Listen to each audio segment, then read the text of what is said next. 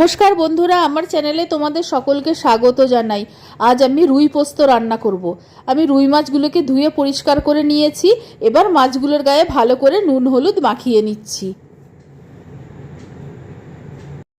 কড়াই গরম করে নিয়েছি। কড়াইতে 2 চামচ সর্ষের তেল দিয়ে দিয়েছি। তেলটা ভালো মতো গরম হয়ে যাওয়ার পর আমি এবার মাছগুলো ভেজে নিচ্ছি। একবারে বেশি করে মাছ দেবো না, আমি 2 পিস করে মাছ ভাজবো। মাছগুলো এপিট ওপিট 2 পিটি লাল করে ভেজে নেব। মাছ দুটোর 2 পিটি ভালো মতো ভাজা হয়ে গেছে, আমি তুলে নিচ্ছি।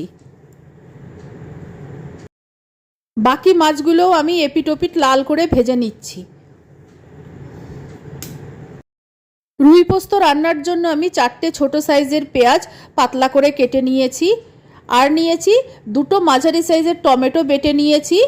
একটা গোটা রসুন, কিছুটা আদা আর কিছু কাঁচা লঙ্কা আমি একসঙ্গে বেটে নিয়েছি।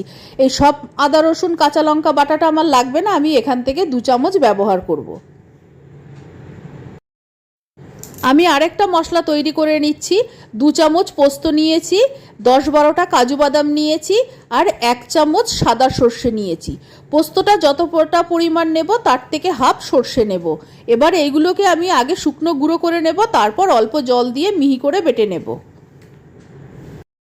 সর্ষে পোস্ত কাজু বাদামটা বাটা হয়ে গেছে। এখন আমি এটা রেখে দিচ্ছি, সময় মতো ব্যবহার করব।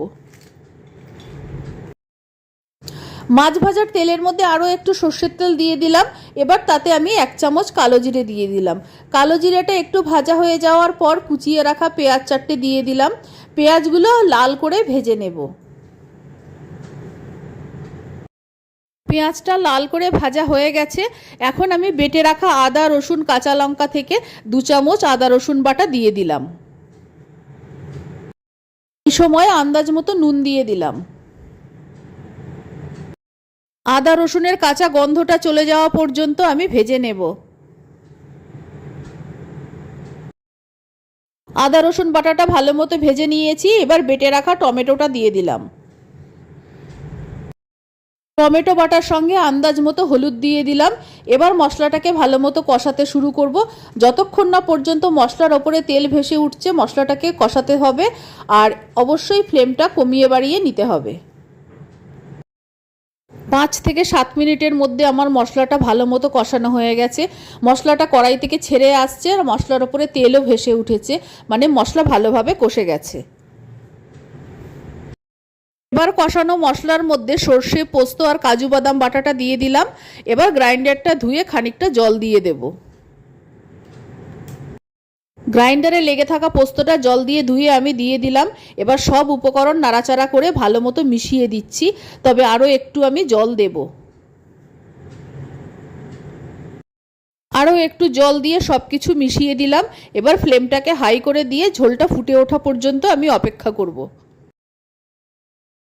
গ্রেভিটা ভালো মতো ফুটে গেছে। এবার ভেজে রাখা রুই মাছগুলো আমি এক এক করে সব গ্রেভির মধ্যে দিয়ে দেব। গ্রেভির মধ্যে রুই মাছগুলো দিয়ে দেওয়ার পর প্রথম 2 মিনিট আমি হাই ফ্লেমে ফুটিয়ে নেব, তারপর মিডিয়াম ফ্লেমে ফোটাবো। 2 মিনিট হাই ফ্লেমে রান্না করার পর আমি ফ্লেমটা মিডিয়ামে করে দিলাম। এবার মিডিয়াম ফ্লেমে আমি আরও 4-5 মিনিট মাছটাকে রান্না করব। এবার আমি মাছের ওপর কয়েকটা কাঁচা লঙ্কা ছড়িয়ে দিলাম, যার ভালো লাগবে মেখে খেতে পারবে। রান্না হয়ে গেছে, নামিয়ে নিচ্ছি। একদম অনুষ্ঠান বাড়ির স্বাদে তৈরি হয়ে গেছে রুই পোস্ত। আমি গরম গরম ভাতের সঙ্গে পরিবেশন করব। আমার রেসিপি ভালো লাগলে অবশ্যই আমার চ্যানেলকে সাবস্ক্রাইব করো, লাইক করো, শেয়ার করো, আমার পাশে থেকো। আর আমার নতুন পুরনো সকল বন্ধুদের আন্তরিক ভালোবাসা ধন্যবাদ জানিয়ে আমি আমার ভিডিও শেষ করছি।